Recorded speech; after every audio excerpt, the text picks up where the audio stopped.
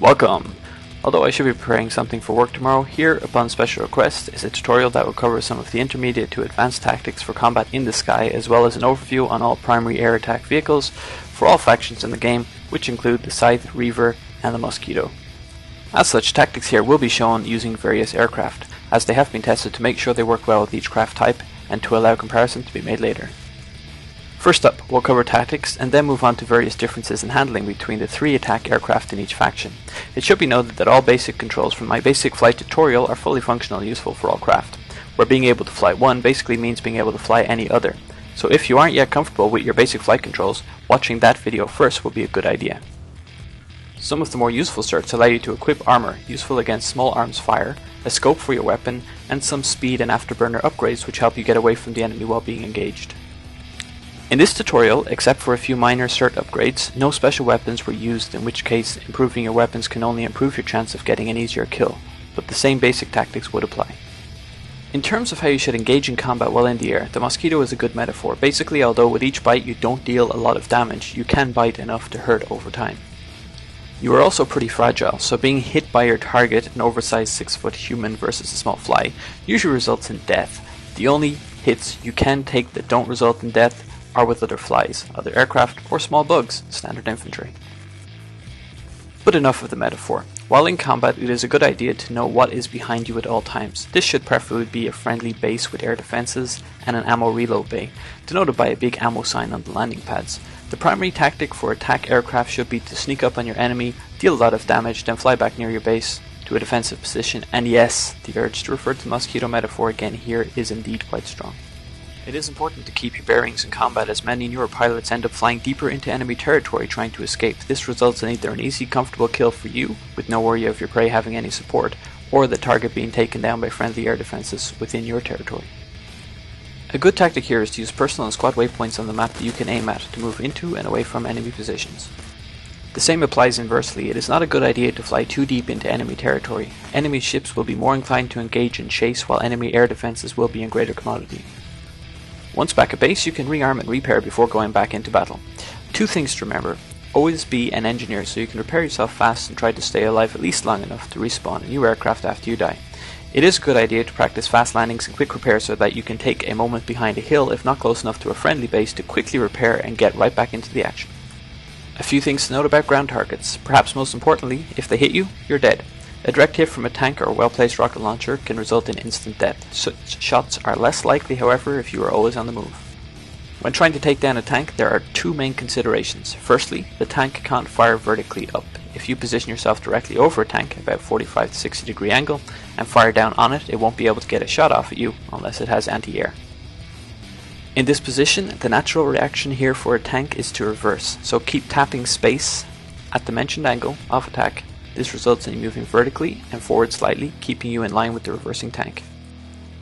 If the tank is moving forward, let gravity pull you down naturally into a clear shot with your target, tapping space to adjust your descent. Just remember not to get too low into their firing arc.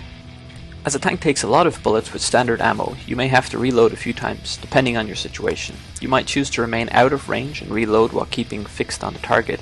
In a heavily contested area, however, where you might also be a target, flying directly vertically up, followed by dropping down and pulling back hard on S to reduce speed is often a better option.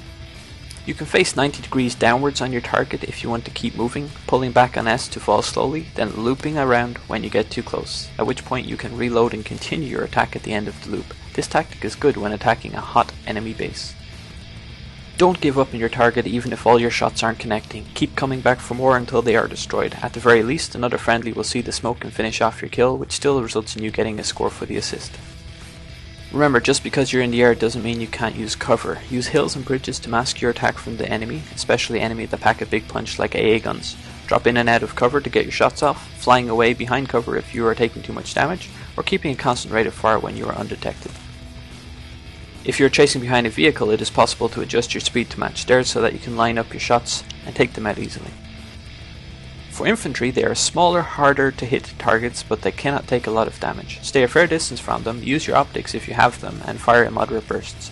If you make good contact, one burst can result in a kill. Keep your distance, however, as enemy rocket launchers can make short work of any attack aircraft, and AA-equipped max suits are devastating. Remember, if you see a landed craft or a vehicle that isn't moving, they might be getting repaired by an engineer, and many of your shots won't count. Look for the engineer and take him out first before engaging your target.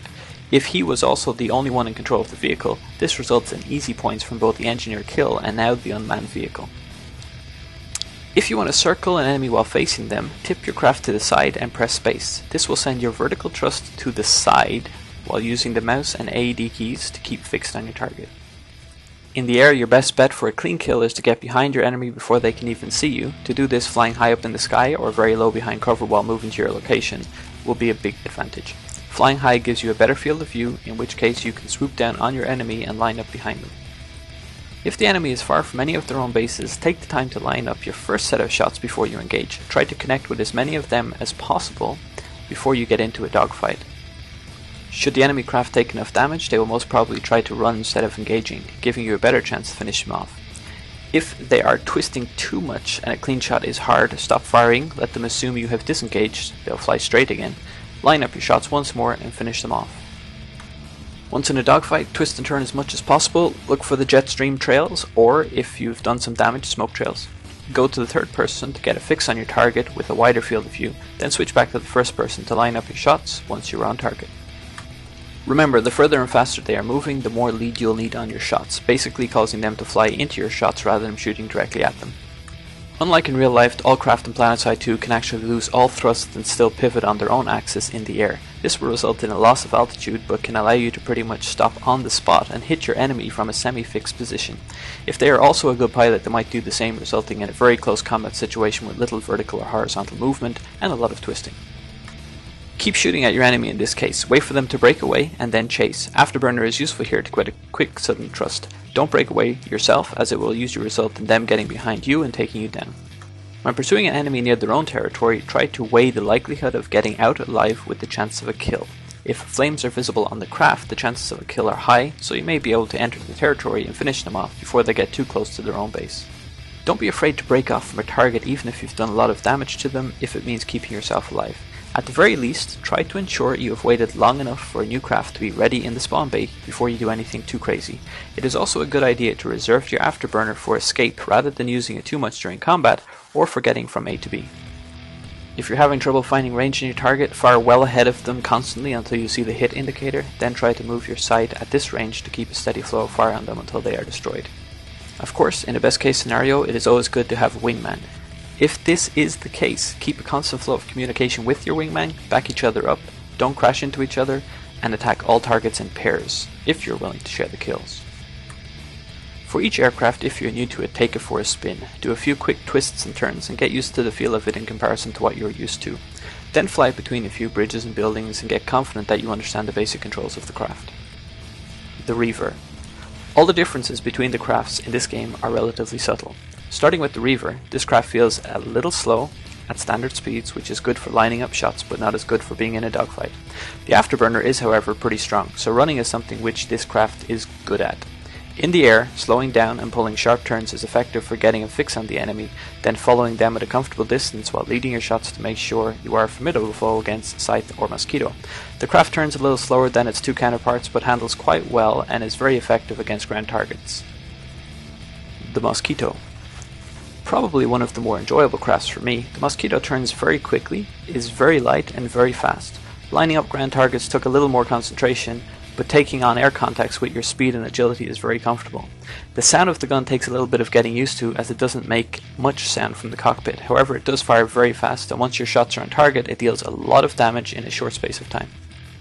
Both the Reaver and the Mosquito have a natural tendency to drop towards the ground, so I found myself using spacebar to keep it up while moving slowly. The Reaver was very heavy in the air, so my fingers spent most of the time sitting on the spacebar as I flew around while engaging targets. The Scythe.